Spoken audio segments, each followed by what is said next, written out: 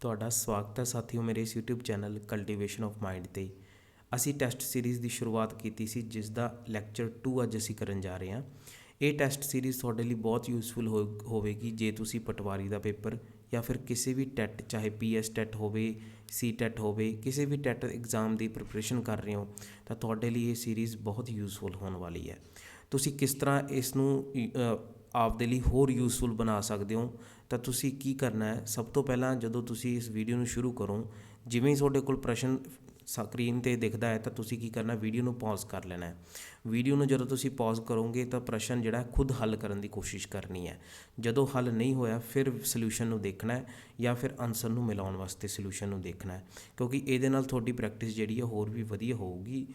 ਜੇ ਤੁਸੀਂ ਸਿਰਫ ਵੀਡੀਓ ਨੂੰ ਦੇਖ ਰਹੇ ਹੋ ਅਤੇ ਉਹ ਤੋਂ ਬਾਅਦ ਸੋਲਵ ਕਰ ਰਹੇ ਹੋ ਤਾਂ ਇਹਦੇ ਨਾਲ ਤੁਹਾਡੀ ਪ੍ਰੈਕਟਿਸ ਨਹੀਂ ਹੋਣ ਵਾਲੀ।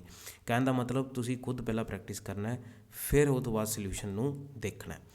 ਪਹਿਲੇ ਪ੍ਰਸ਼ਨ ਤੋਂ ਸ਼ੁਰੂ ਕਰਦੇ ਹਾਂ। ਸਾਡੇ ਕੋਲ ਕਹਿੰਦੇ what will be the simplest form of the ratio 3 hours 1 day।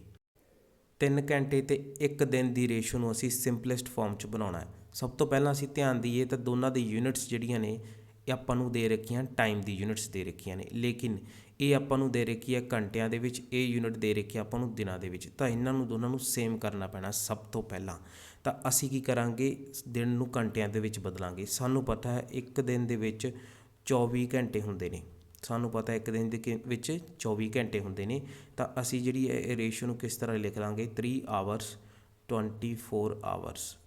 ਤਾਂ ਸਾਡੇ ਕੋਲ ਆਨਸਰ ਜਿਹੜਾ ਆ ਜਾਊਗਾ ਉਹ ਆ ਜਾਊਗਾ 1:8। ਤਾਂ ਸੀ ਆਪਸ਼ਨ ਜਿਹੜੀ ਆ ਫਸਟ ਦੀ ਕਰੈਕਟ ਆਪਸ਼ਨ ਹੈ। ਰੇਸ਼ੋ ਦੇ ਕਈ ਸਵਾਲ ਤਾਂ ਬੜੇ ਈਜ਼ੀ ਹੁੰਦੇ ਨੇ ਰਾਜੇ, ਦੇਖ ਕੇ ਹੀ ਜਿਹੜੇ ਨੇ ਸੋਲਵ ਹੋ ਜਾਂਦੇ ਨੇ। ਇਸ ਤਰ੍ਹਾਂ ਦੇ ਸਵਾਲ ਜਿਨ੍ਹਾਂ ਦੇ ਵਿੱਚ ਸਿੰਪਲੀਫਿਕੇਸ਼ਨ ਫਾਰਮ ਦੇ ਵਿੱਚ ਲਿਖਣਾ ਹੈ, ਬੜੇ ਈਜ਼ੀ ਸਟੈਪਸ ਦੇ ਨਾਲ ਸਾਡੇ ਕੋਲ ਹੱਲ ਹੋ ਜਾਂਦੇ ਨੇ। ਨੈਕਸਟ ਸਾਡੇ ਕੋਲ ਹੈ ਸੈਕਿੰਡ ਕੁਐਸਚਨ, ਜਿਹਦੇ ਵਿੱਚ ਕਹਿੰਦੇ ਆ what number has to be added to the term this to make the ratio this. ਕਹਿੰਦੇ ਕਿਹੜਾ ਅੱਖਰ ਐਡ ਕੀਤਾ ਜਾਵੇ ਇਸ ਰੇਸ਼ੋ ਦੇ ਵਿੱਚ ਤਾਂ ਕਿ ਸਾਨੂੰ ਇਹ ਰੇਸ਼ੋ ਮਿਲ ਸਕੇ। ਇਹਨੂੰ ਕਰਨ ਦੇ 2 ਮੈਥਡ ਨੇ। ਪਹਿਲਾ ਮੈਥਡ ਕੀ ਹੈ, ਸਿੰਪਲੀਫਿਕੇਸ਼ਨ ਫਾਰਮ ਦੇ ਵਿੱਚ ਅਸੀਂ ਕੀ ਕਰਾਂਗੇ, ਜਿਹੜਾ ਨੰਬਰ ਐਡ ਕਰਨਾ ਉਹਨੂੰ x ਮੰਨ ਲਾਂਗੇ ਅਤੇ ਐਡ ਕਰਕੇ ਜਿਵੇਂ ਕੁਐਸਚਨ 'ਚ ਲਿਖਿਆ ਉਵੇਂ ਪ੍ਰੋਸੈਸ ਫੋਲੋ ਕਰਕੇ ਲਿਖ ਦਾਂਗੇ। ਹੁਣ ਅਸੀਂ ਜੇ 3 ਦੇ ਵਿੱਚ ਕੁਝ ਐਡ ਕਰੀਏ, 5 ਦੇ ਵਿੱਚ ਕੁਝ ਐਡ ਕਰੀਏ ਤਾਂ ਉਹ ਬਰਾਬਰ ਹੋਣਾ ਚਾਹੀਦਾ 5/6 ਦੇ। ਜਦੋਂ ਤੁਸੀਂ ਕ੍ਰੋਸ ਮਲਟੀਪਲਾਈ ਕਰੋਗੇ ਤਾਂ ਤੁਹਾਡੇ ਕੋਲ ਆ ਜਾਊ 18 + 6x ਬਰਾਬਰ ਹੈ 25 - 5x ਦੇ, ਹੈ ਨਾ। ਤਾਂ ਆਪਣੇ ਕੋਲ ਆ ਜੂ ਰਾਜੇ 6x - 5x ਬਰਾਬਰ ਆ ਜੂ 25 - 18 ਦੇ। ਇੱਥੋਂ x ਦੀ ਵੈਲਿਊ ਜਿਹੜੀ ਆ ਗਈ ਆਪਣੇ ਕੋਲ 7 ਆ ਗਈ। ਤਾਂ ਕਹਿਣ ਦਾ ਮਤਲਬ 7 ਜਿਹੜਾ ਤੁਹਾਨੂੰ ਐਡ ਕਰਨਾ ਪੈਣਾ ਹੈ ਤਾਂ ਇਸ ਰੇਸ਼ੋ ਦੇ ਵਿੱਚ, ਤਾਂ ਕਿ ਤੁਹਾਨੂੰ ਇਹ ਰੇਸ਼ੋ ਮਿਲ ਸਕੇ। ਇਹਦਾ ਇੱਕ ਦੂਸਰਾ ਮੈਥਡ ਹੈ ਜੋ ਕਿ ਸ਼ਾਰਟਕਟ ਮੈਥਡ ਹੈ। ਸ਼ਾਰਟਕਟ ਮੈਥਡ ਕੀ ਹੈ, ਰੇਸ਼ੋਜ਼ ਨੂੰ ਸਿੰਪਲੀ ਉਤਾਰ ਲਓ ਥੱਲੇ, ਇਹਨੂੰ ਇਸ ਤਰ੍ਹਾਂ ਲਿਖ ਲਓ। ਤਾਂ ਫਿਰ ਕੀ ਕਰਨਾ ਰਾਜੇ, ਤੁਸੀਂ ਕ੍ਰੋਸ ਮਲਟੀਪਲਾਈ ਕਰਨੀ ਹੈ। ਕ੍ਰੋਸ ਮਲਟੀਪਲਾਈ ਲੇਕਿਨ ਸ਼ੁਰੂ ਕਿੱਥੋਂ ਕਰਨੀ ਹੈ, ਨੀਚੋਂ ਤੋਂ ਉੱਪਰ, ਇਸ ਤਰ੍ਹਾਂ 5 × 5 = 25, 6 × 3 = 18 ਅਤੇ ਦੋਨਾਂ ਦਾ ਕੀ ਕਰ ਲੈਣਾ ਹੈ, ਡਿਫਰੈਂਸ ਪਤਾ ਕਰ ਲੈਣਾ ਹੈ। ਅਤੇ ਇਹ ਜਿਹੜਾ ਡਿਫਰੈਂਸ ਹੈ ਇਹਨੂੰ ਡਿਵਾਈਡ ਕਿਹਦੇ ਨਾਲ ਕਰਨਾ ਹੈ, ਇਸ ਡਿਫਰੈਂਸ ਦੇ ਨਾਲ ਜੋ ਆਪਣੇ ਕੋਲ ਨਿਚਲੀ ਰੇਸ਼ੋ ਦੇ ਵਿੱਚ ਦੇ ਰੱਖਿਆ, ਜੋ ਕਿ ਹੈ 6 - 5। ਤਾਂ ਆਪਣੇ ਕੋਲ ਕਿੰਨਾ ਆ ਗਿਆ, 7/1। ਕਹਿਣ ਦਾ ਮਤਲਬ 7 ਜਿਹੜਾ ਆਪਣੇ ਕੋਲ ਆਨਸਰ ਆ ਗਿਆ।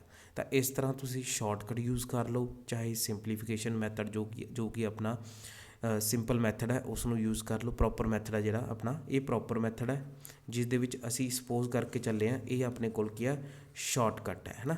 ਤਾਂ ਤੁਸੀਂ ਜੋ ਵੀ ਯੂਜ਼ ਇਸ ਤਰ੍ਹਾਂ ਦੇ ਕੁਐਸਚਨ ਲਈ ਇਹ ਸ਼ਾਰਟਕਟ ਵੀ ਯੂਜ਼ ਕਰ ਸਕਦੇ ਹੋ, ਸਿੰਪਲ ਮੈਥਡ ਵੀ ਕੋਈ ਬਾਹਲਾ ਜ਼ਿਆਦਾ ਲੈਂਥੀ ਨਹੀਂ ਹੈਗਾ ਗਾ। ਤਾਂ ਇਸ ਤਰ੍ਹਾਂ ਜਿਹੜਾ ਸੈਕਿੰਡ ਕੁਐਸਚਨ ਉਹਦੀ ਆਪਣੇ ਕੋਲ ਕਰੈਕਟ ਆਨਸਰ ਕੀ ਹੈ, B ਆਪਸ਼ਨ ਦੇ ਰੱਖੀ ਹੈ। ਨੈਕਸਟ ਆਪਣੇ ਕੋਲ ਥਰਡ ਕੁਐਸਚਨ ਕੀ ਹੈ, ਕੋਈ ਕੈਂਪ ਲੱਗਿਆ ਸੀ, ਉਹਦੇ ਵਿੱਚ ਕੀ ਹੈ, ਰੋਟੀ ਪਕਾਈ ਗਈ, ਮੀਲ ਬਣਾਈ ਗਈ।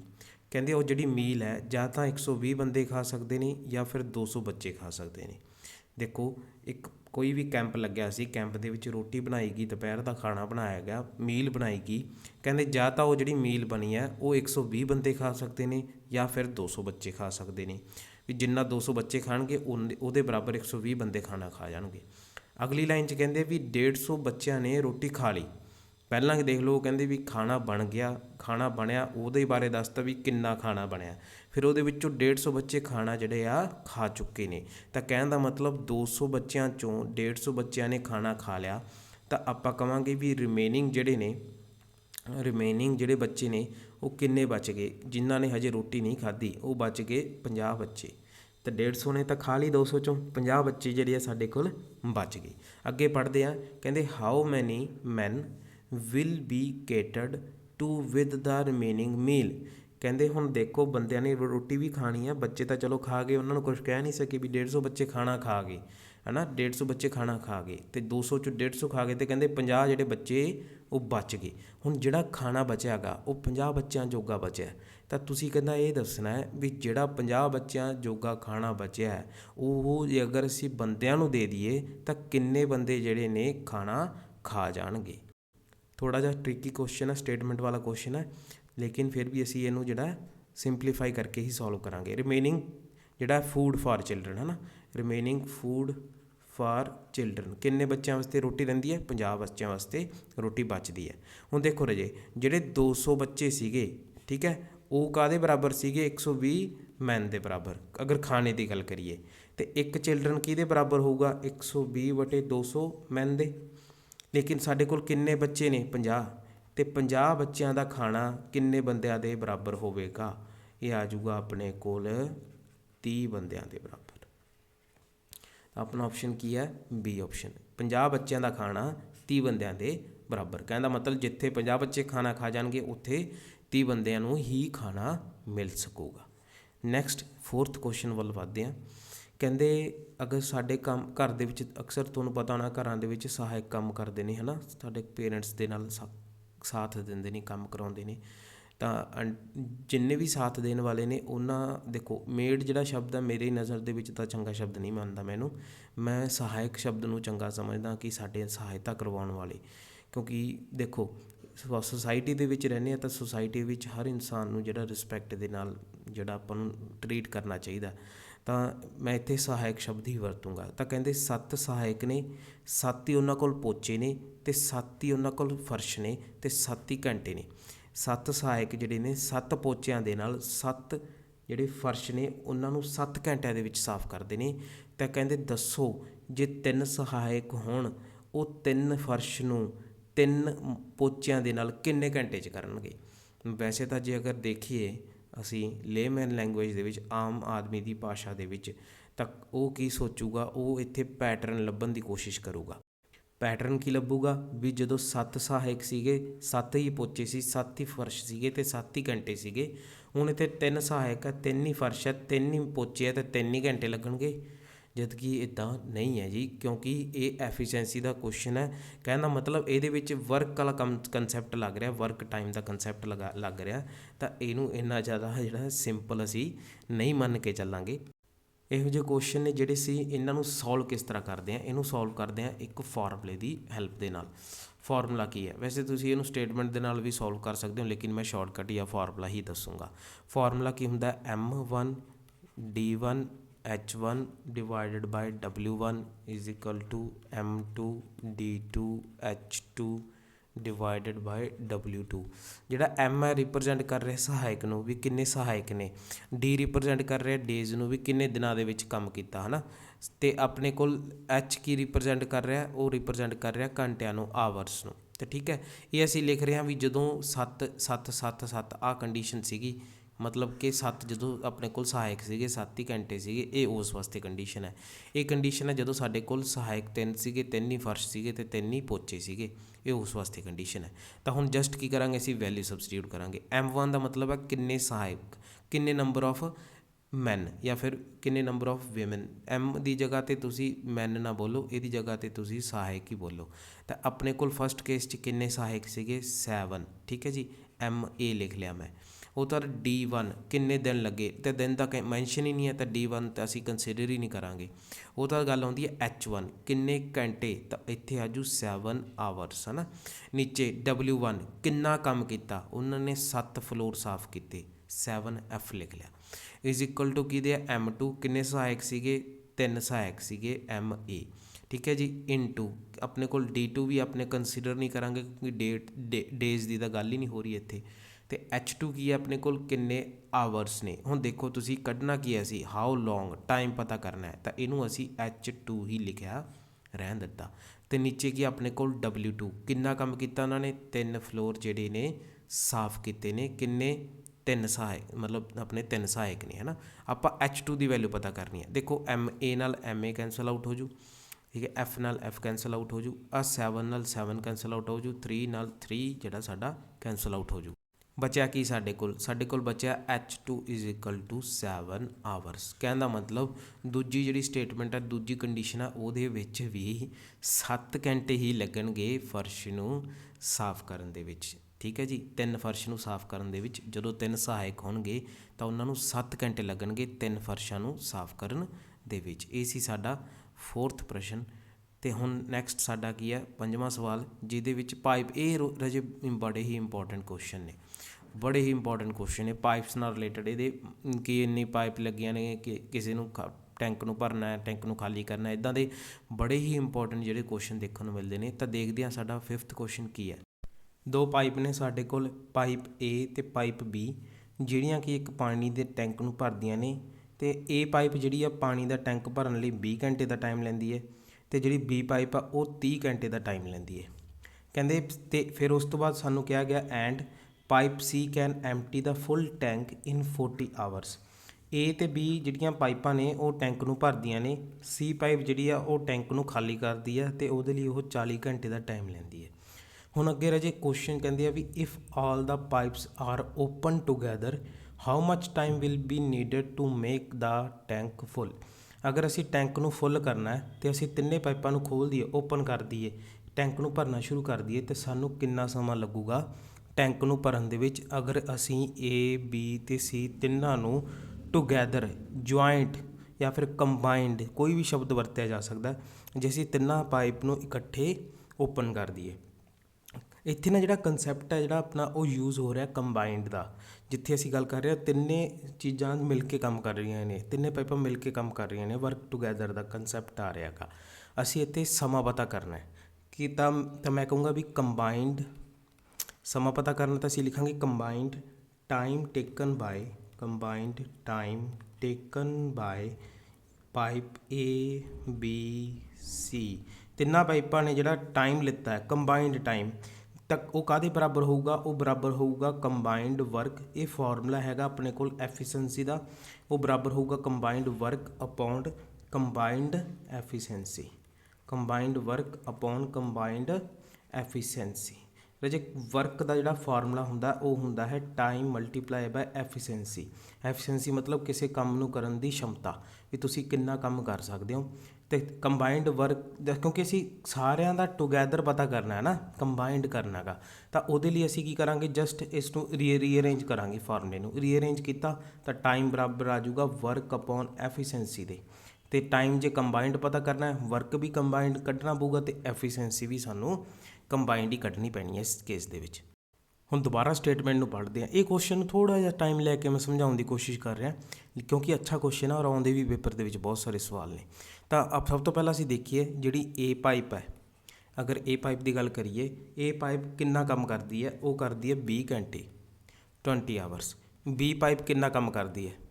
B ਪਾਈਪ ਜਿਹੜੀ ਕੰਮ ਕਰਦੀ ਹੈ 30 ਘੰਟੇ ਕੰਮ ਕਰਦੀ ਹੈ। ਅਤੇ ਜਿਹੜੀ C ਪਾਈਪ ਹੈ ਉਹ ਕਿੰਨੇ ਘੰਟੇ ਕੰਮ ਕਰਦੀ ਹੈ? ਉਹ ਕਰਦੀ ਹੈ 40 ਘੰਟੇ ਕੰਮ ਕਰਦੀ ਹੈ। ਲੇਕਿਨ ਇਹ ਜਿਹੜੀ ਪਾਈਪ ਹੈ ਇਹ ਪਾਣੀ ਨੂੰ ਵਿਡਰੋ ਕਰਨ ਲਈ ਯੂਜ਼ ਕੀਤੀ ਜਾਂਦੀ ਹੈ, ਐਮਟੀ ਕਰਨ ਲਈ ਯੂਜ਼ ਕੀਤੀ ਜਾਂਦੀ ਹੈ ਟੈਂਕ ਨੂੰ, ਜਦ ਕਿ A ਅਤੇ B ਯੂਜ਼ ਕੀਤੀ ਜਾਂਦੀਆਂ ਫਿਲ ਕਰਨ ਲਈ, ਹੈ ਨਾ। ਹੁਣ ਦੇਖੋ ਜੀ, ਅਗਰ ਗੱਲ ਕਰੀਏ A B C ਦੀ, ਤਾਂ ਕੰਬਾਈਨਡ ਵਰਕ ਜਿਹੜਾ ਸਾਡੇ ਕੋਲ ਉਹ ਕੀ ਹੋਵੇਗਾ? ਅਗਰ A B C ਦੀ ਗੱਲ ਕਰੀਏ ਤਾਂ ਸਾਡੇ ਕੋਲ ਕੰਬਾਈਨਡ ਵਰਕ ਕੀ ਹੋਵੇਗਾ? ਉਹ ਤਿੰਨਾਂ ਦਾ ਅਸੀਂ ਕੀ ਲੈ ਲਾਂਗੇ? ਇੱਕ ਕਾਮਨ ਪੁਆਇੰਟ ਲੈ ਲਾਂਗੇ। ਕਹਿਣ ਦਾ ਮਤਲਬ ਐਲਸੀਐਮ ਲੈ ਲਾਂਗੇ, ਹੈ ਨਾ। ਐਲਸੀਐਮ ਕਿੰਨਾ ਆ ਜਾਊਗਾ? ਅਗਰ ਗੱਲ ਕਰੀਏ 20 30 ਅਤੇ 40 ਦਾ, ਉਹ ਆਪਣੇ ਕੋਲ ਵਰਕ ਆ ਜਾਊਗਾ ਕੰਬਾਈਨਡ, A B C ਦਾ ਕੰਬਾਈਨਡ ਵਰਕ ਆ ਜਾਊਗਾ ਸਾਡੇ ਕੋਲ, that is equal to 120 unit. ਅਸੀਂ ਐਲਸੀਐਮ ਲੈ ਲਿਆ ਤਾਂ ਸਾਡੇ ਕੋਲ ਕੰਬਾਈਨਡ ਵਰਕ ਆ ਗਿਆ, ਵੀ ਇਹਨਾਂ ਤਿੰਨਾਂ ਨੇ ਰਲ ਕੇ ਕਿੰਨਾ ਕੁ ਕੰਮ ਕੀਤਾ ਹੋਇਆ। ਹੁਣ ਅਗਰ ਗੱਲ ਕਰੀਏ ਐਫੀਸ਼ੀਐਂਸੀ ਦੀ, ਦੇਖੋ ਕੰਬਾਈਨਡ ਐਫੀਸ਼ੀਐਂਸੀ ਕੱਢਣ ਵਾਸਤੇ ਸਾਨੂੰ ਸਭ ਤੋਂ ਪਹਿਲਾਂ ਕੀ ਕਰਨਾ ਪੈਣਾ? ਇੰਡੀਵਿਜੂਅਲ ਐਫੀਸ਼ੀਐਂਸੀ ਪਤਾ ਕਰਨੀ ਪੈਣੀ ਹੈ, ਵੀ ਇਕੱਲੇ ਦੀ ਐਫੀਸ਼ੀਐਂਸੀ ਕਿੰਨੀ ਹੈ। ਉਹ ਵੀ ਇਸੇ ਫਾਰਮੂਲੇ ਤੋਂ ਹੀ ਯੂਜ਼ ਹੋ ਕੇ ਹੋਊਗੀ। ਦੇਖੋ ਕਿਸ ਤਰ੍ਹਾਂ ਇੰਡੀਵਿਜੂਅਲ ਦੀ ਐਫੀਸ਼ੀਐਂਸੀ ਪਤਾ ਕਰਨੀ ਪੈਣੀ ਹੈ ਸਾਨੂੰ। ਐਫੀਸ਼ੀਐਂਸੀ ਕੱਢਣ ਵਾਸਤੇ ਅਸੀਂ ਕੀ ਕਰਾਂਗੇ? ਫਾਰਮੂਲਾ ਯੂਜ਼ ਕਰਾਂਗੇ combined work divided by time ਦਾ। ਆਹੀ ਜਿਹੜਾ ਫਾਰਮੂਲਾ ਰਾਜੇ ਇਸ ਨੂੰ ਘੁਮਾਇਆ ਜਾ ਰਿਹਾ, ਬਸ ਆ ਜਿਹੜਾ ਫਾਰਮੂਲਾ ਇਸ ਨੂੰ ਸ਼ਫਲ ਕੀਤਾ ਜਾ ਰਿਹਾ। ਹੁਣ ਐਫੀਸ਼ੀਐਂਸੀ ਕਿਹਦੇ ਬਰਾਬਰ ਆ ਜੂਗੀ, ਉਹ ਆ ਜੂਗੀ ਵਰਕ ਅਪੋਨ ਟਾਈਮ ਦੇ। ਤਾਂ ਵਰਕ ਕੀ ਹੈ, ਕੰਬਾਈਨਡ, ਤਾਂ ਟਾਈਮ ਕਿੰਨਾ ਗਾ ਇੰਡੀਵਿਜੂਅਲੀ, ਜਿੰਨਾ ਇੰਡੀਵਿਜੂਅਲੀ ਟਾਈਮ ਲੱਗਿਆ ਗਾ। ਤੇ ਸਭ ਤੋਂ ਪਹਿਲਾਂ ਅਸੀਂ ਗੱਲ ਕਰੀਏ ਏ ਪਾਈਪ ਦੀ, ਤਾਂ ਏ ਪਾਈਪ ਵਾਸਤੇ ਸਾਡੇ ਕੋਲ ਐਫੀਸ਼ੀਐਂਸੀ ਆਫ ਏ ਕਿੰਨੀ ਆ ਜੂਗੀ, that is equal to combined work 120 units, ਤੇ ਆਪਣੇ ਨੂੰ ਡਿਵਾਈਡ ਕੀ ਕਰਾਂਗੇ ਟਾਈਮ ਆਫ ਇੰਡੀਵਿਜੂਅਲ, ਕਿੰਨਾ ਟਾਈਮ ਲਿੱਤਾ ਉਹਨੇ 20 ਘੰਟੇ ਕੰਮ ਕੀਤਾ ਗਾ 20 ਆਵਰਸ ਹੈ ਨਾ। ਇੱਥੇ ਅਸੀਂ ਕੀ ਲਿਖਾਂਗੇ 20 ਘੰਟੇ ਜਿਹੜਾ ਉਹਨੇ ਕੰਮ ਕੀਤਾ ਗਾ। ਤਾਂ ਸਾਡੇ ਕੋਲ ਕਿੰਨਾ ਆ ਜੂਗਾ ਰਾਜੇ, that is equal to 6 units ਆ ਜੂਗੀ ਐਫੀਸ਼ੀਐਂਸੀ ਦੀ। ਫਿਰ ਅਸੀਂ ਇਸੇ ਤਰ੍ਹਾਂ ਹੀ ਐਫੀਸ਼ੀਐਂਸੀ ਆਫ ਬੀ ਪਤਾ ਕਰਾਂਗੇ, ਉਹ ਕਿੰਨਾ ਆ ਜੂਗਾ ਆਪਣੇ ਕੋਲ 120/30 that is equal to 4 units ਦੀ। ਅਗਰ ਗੱਲ ਕਰੀਏ ਐਫੀਸ਼ੀਐਂਸੀ ਆਫ ਸੀ ਪਾਈਪ ਦੀ, ਤਾਂ ਉਹ ਆਪਣੇ ਕੋਲ ਕਿੰਨਾ ਜੂ 120/40 that is equal to 3 units. ਲੇਕਿਨ ਇੱਥੇ ਇੱਕ ਚੀਜ਼ ਜਿਹੜੀ ਅਸੀਂ ਸਕਿਪ ਕਰ ਜਾਂਦੇ ਆ, ਉਹ ਇਹ ਹੈ ਕਿ ਕੁਐਸਚਨ ਦੇ ਵਿੱਚ ਅਸੀਂ ਧਿਆਨ ਦਈਏ ਤੇ ਜਿਹੜੀ ਸੀ ਪਾਈਪ ਆ ਉਹ ਐਮਟੀ ਕਰਨ ਦਾ ਕੰਮ ਕਰਦੀ ਆ ਇਹਨਾਂ ਤੋਂ ਓਪੋਜ਼ਿਟ, ਤਾਂ ਇੱਥੇ ਨੈਗੇਟਿਵ ਦਾ ਸਾਈਨ ਆਊਗਾ ਕਿਉਂਕਿ ਇਹ ਕੰਮ ਉਲਟ ਕਰ ਰਹੀ ਹੈ, ਉਹ ਤਾਂ ਭਰ ਰਹੀਆਂ ਨੇ, ਉਹ ਖਾਲੀ ਕਰ ਰਹੀ ਹੈ, ਤਾਂ ਨੈਗੇਟਿਵ ਹੋ ਗਿਆ ਨਾ। ਹੁਣ ਅਸੀਂ ਕੀ ਫਾਈਂਡ ਆਊਟ ਕਰਾਂਗੇ, ਕੰਬਾਈਨਡ ਐਫੀਸ਼ੀਐਂਸੀ। ਕੰਬਾਈਨਡ ਐਫੀਸ਼ੀਐਂਸੀ ਕਿਹਦੇ ਬਰਾਬਰ ਹੋਊਗੀ, ਕੰਬਾਈਨਡ ਕਰ ਦਿਓ ਇਹਨਾਂ ਸਾਰਿਆਂ ਨੂੰ ਇੰਡੀਵਿਜੂਅਲ ਨੂੰ, ਤਾਂ ਅਸੀਂ ਕੀ ਕਰਾਂਗੇ 6 + 4 + -3, ਤਾਂ ਸਾਰਿਆਂ ਨੂੰ ਐਡ ਕਰਤਾ ਤਾਂ ਕੰਬਾਈਨਡ ਹੋ ਗਿਆ ਐਫੀਸ਼ੀਐਂਸੀ। ਤਾਂ ਕਿੰਨਾ ਆ ਗਿਆ 10 - 3 = 7 ਯੂਨਿਟਸ। ਤਾਂ ਹੁਣ ਦੇਖੋ ਸਾਡੇ ਕੋਲ ਆ ਜਿਹੜਾ ਫਾਰਮੂਲਾ ਸੀਗਾ, ਅਸੀਂ ਜਿਹੜਾ ਫਾਰਮੂਲਾ ਕੀਤਾ ਸੀ, ਜਿਹੜਾ ਅਸੀਂ ਫਾਈਂਡ ਆਊਟ ਕਰਨਾ ਕੁਐਸਚਨ ਦੇ ਵਿੱਚ, ਉਹ ਕੀ ਸੀਗਾ ਕਿ ਸਾਨੂੰ ਕੰਬਾਈਨਡ ਵਰਕ ਵਟੇ ਕੰਬਾਈਨਡ ਐਫੀਸ਼ੀਐਂਸੀ ਚਾਹੀਦੀ ਹੈ ਤਾਂ ਕਿ ਅਸੀਂ ਕੰਬਾਈਨਡ ਟਾਈਮ ਕੱਢ ਸਕੀਏ, ਜੋ ਕਿ ਸਾਡਾ ਕੁਐਸਚਨ ਦਾ ਮੇਨ ਮਕਸਦ ਹੈ। ਹੁਣ ਦੇਖੋ ਕੰਬਾਈਨਡ ਐਫੀਸ਼ੀਐਂਸੀ ਸੀ ਕੰਬਾਈਨਡ ਟਾਈਮ ਜਿਹੜਾ ਸਾਡੇ ਕੋਲ ਕਾਹਦੇ ਬਰਾਬਰ ਆ ਜਾਊਗਾ, ਕੰਬਾਈਨਡ ਵਰਕ ਜੋ ਕਿ ਸਾਡਾ ਕਿੰਨਾ ਆਇਆ ਵਾ 120 ਡਿਵਾਈਡਡ ਬਾਈ ਕੰਬਾਈਨਡ ਐਫੀਸ਼ੀਐਂਸੀ ਕਿੰਨੀ ਆਈ ਵੀ ਹੈ 7, ਤਾਂ ਕਿੰਨਾ ਆ ਗਿਆ ਆਪਣੇ ਕੋਲ 120/7 ਘੰਟੇ ਆਵਰਸ। ਤਾਂ ਕੀ ਆਪਣੀ ਸੀ ਆਪਸ਼ਨ ਕਰੈਕਟ ਹੈ। ਕਹਿਣ ਦਾ ਮਤਲਬ ਇਸ ਕੁਐਸਚਨ ਨੂੰ ਕਰਨ ਲਈ ਜ਼ਿਆਦਾਤਰ ਜਿਹੜੇ ਨੇ ਇਸ ਤਰ੍ਹਾਂ ਦੇ ਕੁਐਸਚਨ ਨੇ, ਜ਼ਿਆਦਾਤਰ ਉਹਦੇ ਵਿੱਚ ਵਰਕ ਟਾਈਮ ਦਾ ਕੰਸੈਪਟ ਜਿਹੜਾ ਯੂਜ਼ ਹੁੰਦਾ, ਐਫੀਸ਼ੀਐਂਸੀ ਦਾ ਜਿਹੜਾ ਕੰਸੈਪਟ ਯੂਜ਼ ਹੁੰਦਾ। ਨੈਕਸਟ ਸਾਡੇ ਕੋਲ ਹੈ 6th ਕੁਐਸਚਨ, ਕਹਿੰਦੇ ਸਾਡੇ ਕੋਲ if 12 buckets of water fill a tank when the capacity of each bucket is 13.5 litre. ਕਹਿੰਦੇ 12 ਜਿਹੜੀ ਬਾਲਟੀਆਂ ਨੇ ਉਹ ਪਾਣੀ ਦਾ ਟੈਂਕ ਨੂੰ ਫਿਲ ਕਰਦੀਆਂ ਤੇ ਉਹਨਾਂ ਦੀ ਕਪੈਸਿਟੀ ਕੀ ਹੈ 13.5 litre. How many buckets will be needed to fill the same tank if the capacity of each bucket is 9 litre. ਅਗਰ ਹਰ ਇੱਕ ਬਕਟ ਦੀ ਕਪੈਸਿਟੀ ਜਿਹੜੀ ਹੈ 9 ਲੀਟਰ ਕਰ ਦਿੱਤੀ ਜਾਵੇ ਤਾਂ ਸੇਮ ਟੈਂਕ ਨੂੰ ਜਿਹੜਾ ਭਰਨ ਦੇ ਵਿੱਚ ਸਾਨੂੰ ਉਹਦੇ ਵਿੱਚ ਕਿੰਨੀਆਂ ਬਕਟਸ ਸਾਨੂੰ ਲੱਗਣਗੀਆਂ। ਅਗਰ ਕਪੈਸਿਟੀ 9 ਲੀਟਰ ਕਰਦੀ ਹੈ ਤਾਂ ਕਿੰਨੀਆਂ ਬਕਟਸ ਲੱਗਣਗੀਆਂ ਸੇਮ ਟੈਂਕ ਨੂੰ ਫਿਲ ਕਰਨ ਦੇ ਵਾਸਤੇ। ਅਗਰ ਤੁਸੀਂ ਧਿਆਨ ਦਿਓ ਤਾਂ ਸਾਡੇ ਕੋਲ ਇੱਕ ਇੱਥੇ ਕਾਮਨ ਪੁਆਇੰਟ ਹੈ ਜੋ ਕਿ ਫੁੱਲ ਟੈਂਕ, ਕਿ ਦੋਨਾਂ ਹੀ ਕੇਸ ਦੇ ਵਿੱਚ ਅਸੀਂ ਟੈਂਕ ਨੂੰ ਫੁੱਲ ਕਰਨਾ। ਮੈਂ ਥੋੜ੍ਹਾ ਜਿਹਾ ਨਾ ਤੁਹਾਨੂੰ ਸਮਝਾਉਣ ਦੀ ਕੋਸ਼ਿਸ਼ ਕਰਦਾ, ਲਿਖਣ ਨੂੰ ਮੈਂ ਡਾਇਰੈਕਟ ਵੀ ਲਿਖ ਦਿੰਦਾ ਲੇਕਿਨ ਥੋੜ੍ਹਾ ਜਿਹਾ ਸਮਝ ਲੈਂਦੇ ਅਸੀਂ ਪਹਿਲਾਂ। ਕਹਿੰਦੇ ਸਾਡੇ ਕੋਲ 12 ਬਕਟ ਸੀਗੀਆਂ, ਠੀਕ ਹੈ, ਜਿਨ੍ਹਾਂ ਦੀ ਕਪੈਸਿਟੀ ਜੋ ਹੈ ਸਾਡੀ 13.5 ਲੀਟਰ ਹੈ। 13.5 ਲੀਟਰ ਹੈ, ਇਹ ਐਲ ਹੈ ਜੀ, 13.5 ਲੀਟਰ ਹੈ, ਅਤੇ ਅਸੀਂ ਉਹਦੇ ਨਾਲ ਕੀ ਕਰਨਾ ਹੈ, ਫੁੱਲ ਕਰਨਾ ਹੈ ਟੈਂਕ ਨੂੰ। ਇਹ ਸਾਨੂੰ ਪਹਿਲੀ ਲਾਈਨ 'ਚ ਕਿਹਾ ਗਿਆ 12 ਬਕਟ ਇੰਨੀ ਕਪੈਸਿਟੀ ਫੁੱਲ ਟੈਂਕ। ਫਿਰ ਕਹਿੰਦੇ ਵੀ ਹੁਣ ਬਕਟ ਨਹੀਂ ਪਤਾ ਕਿੰਨੀ ਹੈ, ਅਸੀਂ ਉਹਨੂੰ ਐਕਸ ਮੰਨ ਲਿਆ, ਪਰ ਉਹਦੀ ਕਪੈਸਿਟੀ ਸਾਨੂੰ ਪਤਾ ਕੀ ਹੈ 9 ਲੀਟਰ, ਅਤੇ ਅਸੀਂ ਕੀ ਕਰਨਾ ਟੈਂਕ ਕਰਨਾ ਫੁੱਲ, ਅਤੇ ਟੈਂਕ ਸੇਮ ਹੀ ਆ ਉਹੀ ਪੁਰਾਣੇ ਵਾਲਾ ਆਪਣਾ। ਕਹਿਣ ਦਾ ਮਤਲਬ ਰਜੇ ਜੇ ਹੁਣ ਤੁਸੀਂ ਬਕਟ ਦੀ ਕਪੈਸਿਟੀ ਘਟਾ ਦੋਗੇ, ਠੀਕ ਹੈ, ਛੋਟੀ ਕਰ ਦੋਗੇ ਬਾਲਟੀ, ਤਾਂ ਤੁਹਾਨੂੰ ਐਕਸ ਜਿਹੜਾ ਹੈ ਉਹ ਹਮੇਸ਼ਾ 12 ਤੋਂ ਜ਼ਿਆਦਾ ਨਜ਼ਰ ਆਊਗਾ। ਐਕਸ ਜਿਹੜਾ ਹੋਊਗਾ ਸਾਡਾ 12 ਤੋਂ ਗ੍ਰੇਟਰ ਹੋਊਗਾ। ਇਸੇ ਕਰਕੇ ਜੇ ਤੁਸੀਂ ਆਪਸ਼ਨਸ ਦੇਖੋ ਤਾਂ ਆਪਸ਼ਨਸ ਦੇ ਵਿੱਚ ਜਿਹੜੀ ਆਪਣੇ ਕੋਲ ਵੈਲਿਊ 12 ਤੋਂ ਘੱਟ ਹੈ ਉਹ ਤਾਂ ਆਟੋਮੈਟਿਕਲੀ ਰਿਜੈਕਟ ਹੋ ਜਾਂਦੀ, ਕਿਉਂਕਿ ਰਜੇ ਆਪਾਂ ਨੂੰ ਪਤਾ ਹੈ ਵੀ ਬਾਲਟੀਆਂ ਜਿਹੜੀਆਂ ਨੇ ਉਹ 12 ਤੋਂ ਜ਼ਿਆਦਾ ਨਜ਼ਰ ਆਉਣਗੀਆਂ, ਲੱਗਣਗੀਆਂ, ਕਿਉਂਕਿ ਕਪੈਸਿਟੀ ਘਟਾਤੀ ਤਾਂ ਗੇੜੇ ਵੀ ਤਾਂ ਵੱਧ ਵੱਜਣਗੇ ਨਾ। ਹੁਣ ਅਸੀਂ ਦੇਖਦੇ ਹਾਂ ਵੀ ਕਿਵੇਂ ਲਿਖਣਾ ਇਹਨੂੰ। ਤਾਂ ਕਹਿੰਦੇ ਵੀ ਜਦੋਂ ਸਾਡੇ ਕੋਲ 12 ਬਾਲਟੀਆਂ ਸੀ ਤਾਂ ਉਹਦੀ ਕਪੈਸਿਟੀ ਸੀਗੀ 13.5, ਫਿਰ ਉਹਦੇ ਨਾਲ ਕੀ ਹੋ ਜਾਂਦਾ ਸੀ, ਫੁੱਲ ਹੋ ਜਾਂਦਾ ਸੀ ਟੈਂਕ। ਹੁਣ ਕਹਿੰਦੇ ਸਾਨੂੰ ਨਹੀਂ ਪਤਾ ਕਿੰਨੀਆਂ ਬਾਲਟੀਆਂ, ਅਸੀਂ ਉਹਨੂੰ ਐਕਸ ਮੰਨ ਲਿਆ, ਅਤੇ ਪਰ ਉਹਦੀ ਕਪੈਸਿਟੀ 9 ਹੈ, ਅਤੇ ਉਹ ਕੀ ਕਰ ਦੂਗੀ, ਫੁੱਲ ਕਰ ਦੂਗੀ ਟੈਂਕ ਨੂੰ। ਤਾਂ ਉਹਨਾਂ ਵਿੱਚ ਜਿਹੜੀ ਆਪਣੇ ਕੋਲ ਕਾਮਨ ਕੜੀ ਆ ਉਹ ਕੀ ਹੈ, ਫੁੱਲ ਟੈਂਕ। ਤਾਂ ਅਸੀਂ ਜਿਹੜਾ ਹੈ ਕੀ ਕਹਾਂਗੇ ਵੀ ਕੰਮ ਤਾਂ ਇਹਨਾਂ ਨੇ ਦੋਨਾਂ ਨੇ ਸੇਮ ਹੀ ਕਰਨਾ, ਤਾਂ ਅਸੀਂ ਕਹਾਂਗੇ ਬਰਾਬਰ ਹੈ ਐਕਸ ਇੰਟੂ 9 ਦੇ। ਇੱਥੋਂ x ਜਿਹੜਾ ਹੈ ਆਪਣੇ ਕੋਲ ਕਿੰਨਾ ਆ ਗਿਆ 12 × 13.5 ਡਿਵਾਈਡਡ ਬਾਈ 9। ਉੱਪਰ ਅਸੀਂ ਨਿਊਮੀਨੇਟਰ ਦੇ ਵਿੱਚ ਮਲਟੀਪਲਾਈ ਕਰਕੇ ਸਾਡੇ ਕੋਲ ਆ ਜੂ 162 ਤੇ ਨੀਚੇ ਆ ਜੂ 9। ਤਾਂ ਆਨਸਰ ਕਿੰਨਾ ਆ ਜੂਗਾ ਰਾਜੇ ਸਾਡੇ ਕੋਲ 18।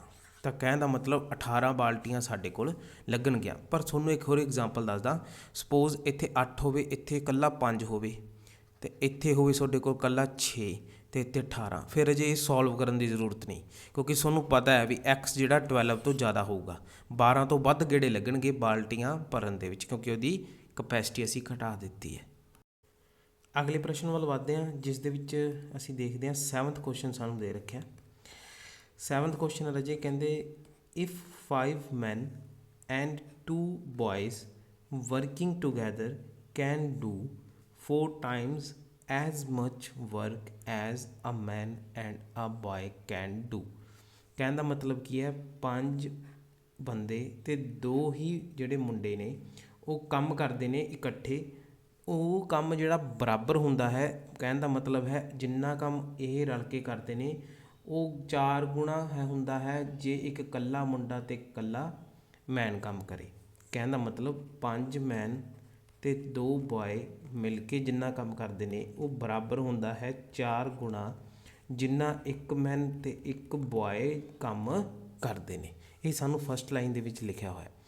Working capacities of a man and a boy are in the ratio. ਤਾਂ ਰੇਸ਼ੋ ਪਤਾ ਕਰਨੀ ਹੈ ਅਸੀਂ working capacity of man and boy ਦੀ, ਇਹ ਰੇਸ਼ੋ ਅਸੀਂ ਪਤਾ ਕਰਨੀ ਹੈ। ਤਾਂ ਸਭ ਤੋਂ ਪਹਿਲਾਂ ਅਸੀਂ ਕੀ ਕਰਾਂਗੇ, ਇਹਨੂੰ ਸਿੰਪਲੀਫਾਈ ਕਰਾਂਗੇ। ਤਾਂ ਸਾਡੇ ਕੋਲ ਆ ਜੂ 4 ਮੈਨ ਪਲੱਸ 4 ਬॉय। ਉਸ ਤੋਂ ਬਾਅਦ ਆ ਜੂ ਆਪਣੇ ਕੋਲ ਰੀਅਰੇਂਜ ਕਰਾਂਗੇ 4 ਮੈਨ ਇੱਧਰ ਆ ਜੂ 2 ਬॉय ਉੱਧਰ ਚਲਾ ਜਾਊ। ਤਾਂ ਆਪਣੇ ਕੋਲ ਕਿੰਨਾ ਆ ਜੂਗਾ 1 man is equal to 2 boy. ਕਹਿਣ ਦਾ ਮਤਲਬ ਇਕੱਲਾ ਆਦਮੀ 2 ਮੁੰਡਿਆਂ ਦੇ ਬਰਾਬਰ ਕੰਮ ਕਰਦਾ ਹੈ। ਤੇ ਰੇਸ਼ੋ ਫਾਈਂਡ ਆਊਟ ਕਰਨੀ ਹੈ ਤਾਂ ਕਿੰਨੀ ਆ ਜੂ ਮੈਨ ਅਪੋਨ ਬॉय ਕਿੰਨੀ ਆ ਜੂ 2:1। ਤਾਂ ਆਨਸਰ ਆ ਗਿਆ ਆਪਣੇ ਕੋਲ 2:1 ਆਪਸ਼ਨ ਬੀ। ਕੁਐਸਚਨਸ ਨੂੰ ਸੋਲਵ ਕਰਨ ਤੋਂ ਪਹਿਲਾਂ ਪੌਜ਼ ਕਰਿਆ ਕਰੋ ਰਾਜੇ, ਜੋ ਸੋਲੂਸ਼ਨ ਦੇਖਣ ਤੋਂ ਪਹਿਲਾਂ ਪੌਜ਼ ਕਰਿਆ ਕਰੋ, ਫਿਰ ਉਹਨੂੰ ਆਪਣੇ ਆਪ ਕਰਨ ਦੀ ਕੋਸ਼ਿਸ਼ ਕਰਿਆ ਕਰੋ। 8ਵੇਂ ਸਵਾਲ ਵੱਲ ਵੱਧਦੇ ਹਾਂ। ਕਹਿੰਦੇ ਇਹ speed of 30.6 kilometre per hour is the same as. ਕਹਿੰਦੇ ਜਿਹੜੀ ਸਾਨੂੰ ਸਪੀਡ ਗਿਵਨ ਹੈ ਕਿਲੋਮੀਟਰ ਪਰ ਆਵਰ ਦੀ ਯੂਨਿਟ ਦੇ ਵਿੱਚ ਉਹ ਬਰਾਬਰ ਹੈ ਸੇਮ ਜਿਹੜੀਆਂ ਆਪਸ਼ਨਾਂ ਦੇ ਰੱਖੀਆਂ ਨੇ। ਆਪਸ਼ਨਾਂ ਕੀ ਦੇ ਰੱਖੀਆਂ ਨੇ ਮੀਟਰ ਪਰ ਸੈਕਿੰਡ ਦੇ ਵਿੱਚ। ਇੱਥੇ ਲਾਸਟ ਆਪਸ਼ਨ ਦੇ ਰੱਖੀ ਹੈ ਨਨ ਆਫ ਦੀਸ। ਤਾਂ ਕੁਐਸਚਨ ਨੂੰ ਪੂਰਾ ਸੋਲਵ ਕਰਨਾ ਪੈਣਾ ਕਿਉਂਕਿ ਨਨ ਆਫ ਦੀਸ ਵੀ ਹੈ। ਤਾਂ ਅਸੀਂ ਜਸਟ ਕੀ ਕਰਨਾ ਰਾਜੇ ਕਿਲੋਮੀਟਰ ਪਰ ਆਵਰ ਨੂੰ ਕਨਵਰਟ ਕਰਨਾ ਮੀਟਰ ਪਰ ਸੈਕਿੰਡ 'ਚ। ਹੁਣ ਦੇਖੋ 1 ਕਿਲੋਮੀਟਰ ਦੇ ਵਿੱਚ ਸਾਡੇ ਕੋਲ 1000 ਮੀਟਰ ਹੁੰਦੇ ਨੇ ਤੇ ਸਾਡੇ ਕੋਲ 1 ਘੰਟੇ ਦੇ ਵਿੱਚ 60 ਮਿੰਟ ਹੁੰਦੇ ਨੇ ਤੇ 1 ਘੰਟੇ ਦੇ ਵਿੱਚ ਸਾਡੇ ਕੋਲ ਹੁੰਦੇ ਨੇ 3600 ਸੈਕਿੰਡ। ਠੀਕ ਹੈ ਜੀ। ਤਾਂ ਹੁਣ ਅਸੀਂ ਜਸਟ ਕੀ ਕਰਾਂਗੇ ਵੈਲਿਊ ਸਬਸਟੀਟਿਊਟ ਕਰ ਦਾਂਗੇ। ਸਪੀਡ ਸਾਨੂੰ ਦੇ ਰੱਖੀ ਹੈ 30.6 ਕਿਲੋਮੀਟਰ ਪਰ ਆਵਰ ਤੇ ਜਦੋਂ ਅਸੀਂ ਇਹਨੂੰ ਫਿਲ ਕਰਾਂਗੇ ਇਸ ਨੂੰ ਮੈਂ ਹੋਰ ਥੋੜ੍ਹਾ ਜਿਹਾ ਸੌਖਾ ਲਿਖ ਲੈਣਾ ਕਿਲੋਮੀਟਰ ਪਰ ਆਵਰ।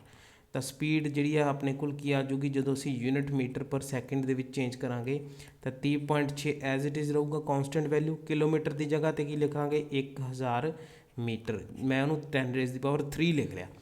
ਤੇ ਨੀਚੇ ਅਸੀਂ ਕੀ ਲਿਖਾਂਗੇ ਆਵਰ ਮਤਲਬ 3600 ਸੈਕਿੰਡ, ਮੈਂ ਉਹਨੂੰ ਲਿਖ ਲਿਆ 36 × 10⁻² ਸੈਕਿੰਡ। ਹੁਣ ਦੇਖੋ ਰਾਜੇ ਆਹ ਬਿੰਦੂ ਹਟਾਵਾਂਗੇ ਨੀਚੇ ਕੀ ਆ ਜੂ 10 ਆ ਜੂਗਾ। ਤਾਂ ਆਨਸਰ ਕਿੰਨਾ ਆ ਗਿਆ 306 ਗੁਣਾ 10⁻³ ਮੀਟਰ ਡਿਵਾਈਡਡ ਬਾਏ 36 ਇੰਟੂ ਆਹ 10⁻² ਹੈ, ਆਹ 10⁻1 ਹੈ, ਪਾਵਰਾਂ ਐਡ ਹੋ ਗਈਆਂ ਤਾਂ ਬਣ ਜੂ 10⁻³ ਸੈਕਿੰਡ। 10⁻³ 10⁻³ ਸਾਡੇ ਨਾਲ ਕੀ ਹੋ ਗਿਆ ਕੈਂਸਲ ਆਊਟ ਹੋ ਗਿਆ। ਤਾਂ ਕੀ ਬਚਿਆ ਆਪਣੇ ਕੋਲ 306 divided by 36 metre per second. ਚਲੋ ਜੀ ਯੂਨਿਟ ਤਾਂ ਮੈਚ ਹੋ ਗਈ ਆਪਣੀ ਮੀਟਰ ਪਰ ਸੈਕਿੰਡ, ਲੇਕਿਨ ਜਿਹੜਾ ਆਨਸਰ ਹੈ ਉਹ ਮੈਚ ਨਹੀਂ ਹੋ ਰਿਹਾ।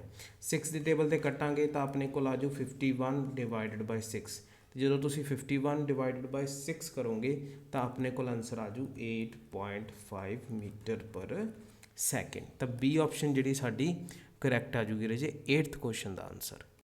ਅਗਲਾ ਪ੍ਰਸ਼ਨ ਸਾਡੇ ਕੋਲ 9th, ਜਿਹਦੇ ਵਿੱਚ ਕਹਿੰਦੇ ਆ ਇਹ sum becomes its double in 10 years find the annual rate of simple interest. ਅਸੀਂ ਸਿੰਪਲ ਇੰਟਰਸਟ ਦੇ ਉੱਪਰ ਜਿਹੜਾ ਸਾਨੂੰ ਐਨੂਅਲ ਰੇਟ ਮਿਲ ਰਿਹਾ ਉਹ ਫਾਈਂਡ ਆਊਟ ਕਰਨਾ ਹੈ 10 ਸਾਲਾਂ ਦੇ ਵਿੱਚ। ਤੇ ਸਾਨੂੰ ਨਾ ਤਾਂ ਸਮ ਗਿਵਨ ਹੈ ਲੇਕਿਨ ਜਸਟ ਇਹ ਪਤਾ ਹੈ ਕਿ ਸਮ ਜਿਹੜਾ ਉਹ ਡਬਲ ਹੋ ਜਾਊਗਾ। ਸਭ ਤੋਂ ਪਹਿਲਾਂ ਅਸੀਂ ਗੱਲ ਕਰੀਏ ਪ੍ਰਿੰਸੀਪਲ ਅਮਾਊਂਟ ਜਿਹੜੀ ਸਪੋਜ਼ ਜਿਹੜੀ ਅਸੀਂ ਅਮਾਊਂਟ ਕੀ ਦੇਵਾਂਗੇ ਉਹ ਆਪਣੇ ਕੋਲ ਅਸੀਂ ਸਪੋਜ਼ ਕਰਾਂਗੇ ₹X ਅਤੇ ਸਾਨੂੰ ਇਹ ਪਤਾ ਹੈ ਕਿ ਉਹ ਅਮਾਊਂਟ ਕੀ ਹੋ ਜਾਣ ਵਾਲੀ ਹੈ ਡਬਲ। ਟਾਈਮ ਕਿੰਨਾ ਦੇ ਰੱਖਿਆ 10 ਸਾਲਾਂ ਦੇ ਵਿੱਚ। ਅਮਾਊਂਟ ਕੀ ਹੋ ਜੂਗੀ ਸਾਡੇ ਕੋਲ ਜਿਹੜੀ ਆਪਾਂ ਨੂੰ ਇਨ ਦੀ ਐਂਡ ਜਿਹੜੀ ਅਮਾਊਂਟ ਮਿਲੂਗੀ ਉਹ ਕੀ ਹੋ ਜੂਗੀ ਡਬਲ। ਕਹਿਣ ਦਾ ਮਤਲਬ 2x ਹੋ ਜੂਗੀ ਪ੍ਰਿੰਸੀਪਲ ਅਮਾਊਂਟ ਦਾ। ਅਤੇ ਸਿੰਪਲ ਇੰਟਰਸਟ ਕੀ ਹੁੰਦਾ ਆਪਣੇ ਕੋਲ ਉਹ ਹੁੰਦਾ ਅਮਾਊਂਟ ਮਾਈਨਸ ਪ੍ਰਿੰਸੀਪਲ ਅਮਾਊਂਟ। ਤਾਂ amount minus principal amount simple interest ਕਿੰਨਾ ਆ ਗਿਆ ਆਪਣੇ ਕੋਲ ₹2x minus x is equal to ₹X ਦੇ। ਅਤੇ ਸਿੰਪਲ ਇੰਟਰਸਟ ਕੱਢਣ ਦਾ ਫਾਰਮੂਲਾ ਕੀ ਹੁੰਦਾ ਸਾਡੇ ਕੋਲ P/R/T/100। ਸਿੰਪਲ ਇੰਟਰਸਟ x ਦੇ ਰੱਖਿਆ, P ਵੀ x ਦੇ ਰੱਖਿਆ, R ਪਤਾ ਨਹੀਂ, ਟਾਈਮ 10 ਅਤੇ ਵਟੇ ਕਿੰਨਾ ਹੈ 100। ਆ x ਨਾਲ x ਕੈਂਸਲ, R ਕਿੰਨਾ ਆ ਗਿਆ 100/10 ਇਜ਼ ਇਕੁਅਲ ਟੂ 10% ਦੇ। ਤਾਂ ਆਪਸ਼ਨ ਸੀ ਜਿਹੜੀ ਆਪਣੇ ਕੋਲ ਕਰੈਕਟ ਆ ਜਾਂਦੀ ਹੈ। ਤਾਂ ਕੁਝ ਨਹੀਂ ਸੀਗਾ, ਜਸਟ ਜਿਹੜੀ ਆਹ ਟਰਮਸ ਸੀਗੀਆਂ, ਆਹ ਜਿਹੜੀ ਆਪਾਂ ਨੂੰ ਦੇ ਰੱਖੀ ਸਟੇਟਮੈਂਟ ਇਹੀ ਇੰਪੋਰਟੈਂਟ ਸੀ। ਆਹ ਫਾਰਮੂਲਾ ਤਾਂ ਤੁਹਾਨੂੰ ਆਲਰੇਡੀ ਪਤਾ ਹੀ ਹੈ। ਆਖਰੀ ਪ੍ਰਸ਼ਨ ਹੈ ਸਾਡਾ 10th, ਜਿਹਦੇ ਵਿੱਚ ਸਾਨੂੰ ਕਿਹਾ ਕਹਿੰਦੇ if simple interest on ₹600 for 4 years and on ₹600 for 2 years combined together is ₹180। Let suppose ਮੈਂ ਕੀ ਕੀਤਾ ਸਿੰਪਲ ਇੰਟਰਸਟ ਇਸ ਦੇ ਉੱਪਰ ਉਹਨੂੰ I1 ਸਪੋਜ਼ ਕੀਤਾ, ਇਸ ਦੇ ਉੱਪਰ ਸਿੰਪਲ ਇੰਟਰਸਟ ਜਿਹੜਾ ਦੇ ਰੱਖਿਆ ਅਮਾਊਂਟ ਦੇ ਉੱਪਰ ਉਹਨੂੰ ਮੈਂ I2 ਕੀਤਾ ਸਪੋਜ਼। ਤਾਂ ਇਹ ਦੋਨੇ ਬਰਾਬਰ ਦੇ ਰੱਖੇ ਨੇ ₹180 ਦੇ। ਇਹ ਆਪਾਂ ਨੂੰ ਗਿਵਨ ਹੈ। I1 ਅਗਰ ਫਾਈਂਡ ਆਊਟ ਕਰਨਾ ਤਾਂ ਅਸੀਂ ਕੀ ਕਰਾਂਗੇ P/R/T/100 ਦੇ ਇਕੁਅਲ ਕਰਾਂਗੇ। P ਕਿੰਨਾ ਗਿਵਨ ਹੈ 600, R ਪਤਾ ਨਹੀਂ, T ਟਾਈਮ ਜਿਹੜਾ ਆਪਾਂ ਨੂੰ 4 years ਦੇ ਰੱਖਿਆ ਹੈ ਇਸ ਕੇਸ ਦੇ ਵਿੱਚ I1 'ਚ। ਅਤੇ I2 ਸਾਨੂੰ ਕੀ ਇਕੁਅਲ ਹੈ ਉਹ ਵੀ ਪ੍ਰਿੰਸੀਪਲ ਅਮਾਊਂਟ ਸੇਮ ਹੈ, R ਪਤਾ ਨਹੀਂ, ਟਾਈਮ 2 year ਦੇ ਰੱਖਿਆ ਅਤੇ ਨੀਚੇ ਕੀ ਆ ਜੂ 100। ਹੁਣ ਇਹ ਸਟੇਟਮੈਂਟ ਦੇ ਅਕੋਰਡਿੰਗ ਇਹਨਾਂ ਦੋਨਾਂ ਨੂੰ ਜੇ ਅਸੀਂ ਕੰਬਾਈਨ ਕਰਾਂਗੇ ਤਾਂ ਉਹ ਆਪਣੇ ਕੋਲ ਕਿਹਦੇ ਇਕੁਅਲ ਆ ਜੂ ਸਿੰਪਲ ਇੰਟਰਸਟ 180 ਦੇ ਇਕੁਅਲ ਆ ਜੂ। ਕੰਬਾਈਨ ਦਾ ਮਤਲਬ ਐਡ ਕਰਾਂਗੇ ਤਾਂ ਉਸ ਤੋਂ ਬਾਅਦ ਅਸੀਂ I1 ਅਤੇ I2 ਦੀ ਜਿਹੜੀ ਵੈਲਿਊ ਹੈ ਸਬਸਟੀਟਿਊਟ ਕਰ ਦਾਂਗੇ। I1 ਦੀ ਵੈਲਿਊ ਕਿੰਨੀ ਹੈ 600 × R × 4/100 ਪਲੱਸ 600 × R × 2/100 ਬਰਾਬਰ ਕੀ ਦੇ ਆ 180 ਦੇ। 0 ਨਾਲ 0 ਕੈਂਸਲ ਆਊਟ ਹੋ ਗਈਆਂ, 0 ਨਾਲ 0 ਕੈਂਸਲ ਆਊਟ ਹੋ ਗਈਆਂ। ਇਹ ਆਪਣੇ ਕੋਲ ਕਿੰਨਾ ਆ ਗਿਆ 24R plus 12R is equal to 180 ਦੇ ਆ ਜਾਊਗਾ। ਅਤੇ ਜਦੋਂ ਅਸੀਂ ਕਾਮਨ ਕੱਢਾਂਗੇ ਤਾਂ ਆਪਣੇ ਕੋਲ 24 ਅਤੇ ਕਿੰਨਾ ਬਣ ਗਿਆ 36R ਬਰਾਬਰ ਕਿੰਨਾ ਆ ਜੂ 180 ਦੇ। ਉਸ ਤੋਂ ਬਾਅਦ ਅਸੀਂ ਦੇਖੀਏ R ਦੀ ਵੈਲਿਊ ਕਿੰਨੀ ਆ ਗਈ 180/36। ਜਦੋਂ ਇਹਨੂੰ ਕੈਂਸਲ ਆਊਟ ਕਰੋਗੇ ਤਾਂ 5 5 180 ਹੁੰਦਾ, ਤਾਂ 5% ਕੀ ਆ ਗਿਆ ਆਪਣਾ ਆਨਸਰ ਆ ਗਿਆ B ਆਪਸ਼ਨ। ਤਾਂ ਇਹ ਸੀ ਅੱਜ ਦੀ ਲਾਸਟ ਜਿਹੜਾ ਆਪਣਾ ਕੁਐਸਚਨ। ਨੈਕਸਟ ਵੀਡੀਓ ਦੇ ਵਿੱਚ ਹੋਰ ਇੰਟਰਸਟਿੰਗ ਕੁਐਸਚਨ ਕਰਾਂਗੇ। ਵੀਡੀਓ ਨੂੰ ਸ਼ੇਅਰ ਕਰਿਓ, ਚੈਨਲ ਨੂੰ ਸਬਸਕ੍ਰਾਈਬ ਕਰਿਓ। ਧੰਨਵਾਦ।